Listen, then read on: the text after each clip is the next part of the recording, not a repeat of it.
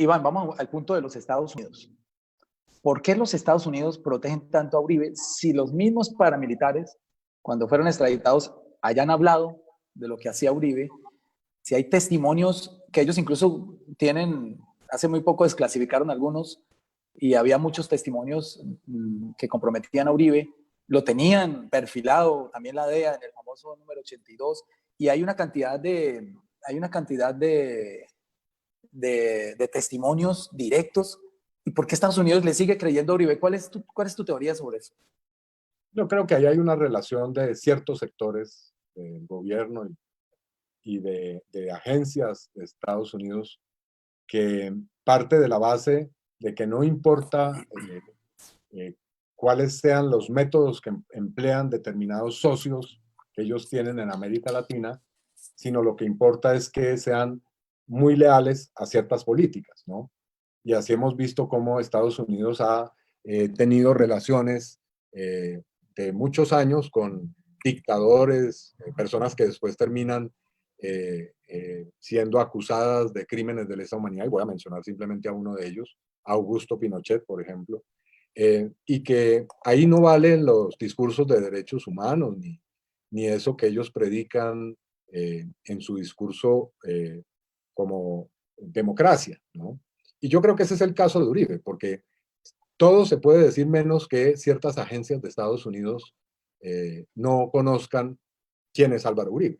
Y lo digo por lo siguiente, porque todos estos paramilitares que están allá en Estados Unidos extraditados y muchas otras personas han testificado desde Estados Unidos diciendo cosas muy graves sobre Uribe.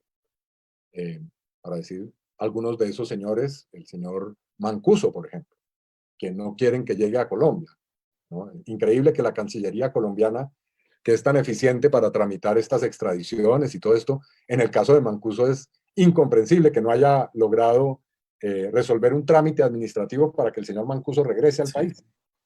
O el señor Sierra, quien ahora se nos presentó hace unos días como una persona que nunca ha dicho una palabra contra Uribe. Bueno, no, nosotros tenemos las declaraciones en las que él ha hecho afirmaciones muy contundentes contra Álvaro Uribe. ¿Por qué el Tuso Sierra cambia tanto de... ¿Por qué el Tuso Sierra cambia tanto de versión? Es el único, porque ahí han hablado Don Berna, Mancuso, Don Mario y el Tuso Sierra, digamos, de los ex paramilitares, así contundente contra Uribe, pero él a veces vuelve y cambia y vuelve y acusa a otro. ¿Qué pasa ahí? ¿Lo amenazan o qué pasa? Vaya uno a ver cómo ha sido esa dinámica, ¿no? Él es una persona que ha expresado, ahí están mis perritos, ha expresado muchos temores sobre su vida y sobre la vida de sus familiares. Lo que es cierto de lo que dijo en esa entrevista con Vicky Dávila que nosotros enviamos a la Corte Suprema de Justicia es que él tenía temor por su familia. Sí, eso nos lo dijo a Piedad Córdoba, a Rodrigo Lara y a mí cuando estuvimos en la cárcel visitando. Entonces, es una persona que evidentemente tiene mucho que temer y yo creo que ha sido presionado en distintos momentos para que no lo diga. Y sin embargo, sí ha dicho cosas. Esto que estoy señalando sobre sus relaciones con Mario Uribe no es que nos lo haya contado a Piedad Córdoba, a Rodrigo Lara y a mí, sino que se lo ha dicho a la justicia en Colombia, a Justicia y Paz, a fiscales. Y entonces después parece que sufre de amnesia y no se acuerda de lo que ha hablado, mucho antes de que nosotros estuviéramos incluso visitándolo en la cárcel en Estados Unidos. Bueno, volviendo a Estados Unidos, yo tengo una teoría, y es que los Estados Unidos le tienen más miedo al comunismo que al narcotráfico.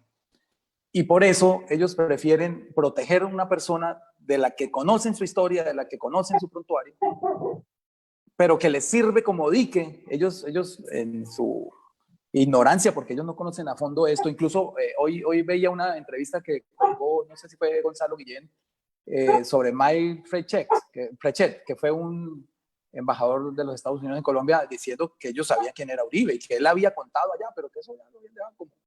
Que él tenía claro quién era Uribe y lo mentiroso y las cosas que decía y de sus falsas desmovilizaciones. Todo eso lo dice Mike Frechet en ese video, pero sin embargo Estados Unidos nunca actúa. O sea, ¿será que mi teoría es cierta de que ellos dicen no, preferible que haya alguien ahí trancando a Venezuela para que no se nos irrigue ese socialismo del siglo XXI hacia los demás países y lo tenemos ahí, mucho lo utilizan para eso?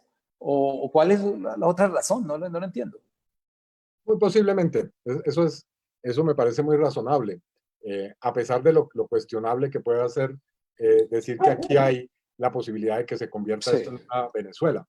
Pero sí ha habido siempre una situación muy pragmática en términos de administrar, yo creo que la guerra, la llamada guerra contra el narcotráfico, y ese es un debate que tú y yo tenemos pendiente en el Congreso, eso tiene una lógica muy determinada, y es que aquí no se trata de vencer el narcotráfico, ¿no? Yo nunca he creído que el propósito realmente sea acabar el narcotráfico. Si así fuera, las cosas se harían de una manera muy distinta, sino más bien de administrar el narcotráfico. Es decir, que haya siempre un enemigo que tener ahí para generar cierto tipo de relaciones con Colombia. Y creo que eso es parte del asunto.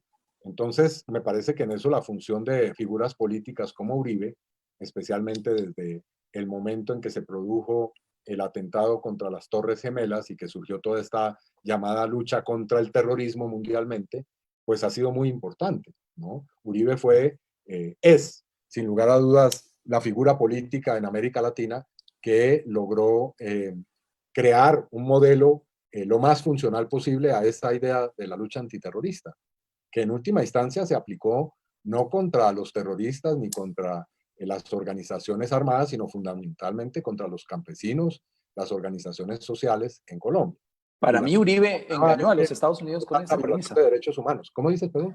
Que para mí Uribe engañó a los Estados Unidos con esa premisa. O sea, le sacan a Estados Unidos 10.000 millones de dólares para el Plan Colombia con el objetivo de acabar las guerrillas comunistas de las FARC, pero como no las podían acabar, pues empieza a presionar a los militares y los militares presionados sin poder encontrar los guerrilleros, porque pues, los guerrilleros son difíciles de encontrar, tanto que Tiro Fijo murió de viejo.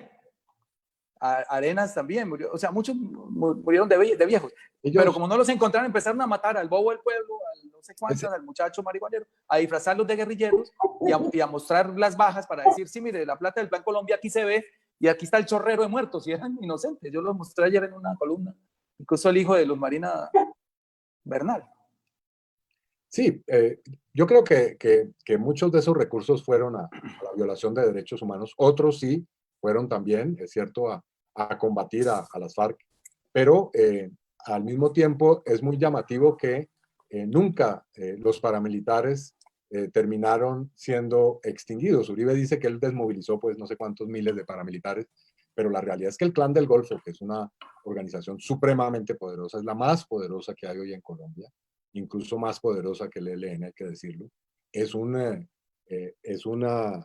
estructura que quedó del gobierno de Uribe. Eso hay que decirlo claramente. Eso Zúzula. no son estructuras que surgieron de la nada, ¿no? Esos son los viejos paramilitares, por supuesto, y que hoy, repito, son muy importantes. Entonces, uno no entiende en medio de toda esta lucha tan encarnizada contra el narcotráfico que se dice que hay, ¿cómo es posible que en la segunda ciudad del país, en Medellín, exista desde hace años una oficina, lo que se llama una oficina?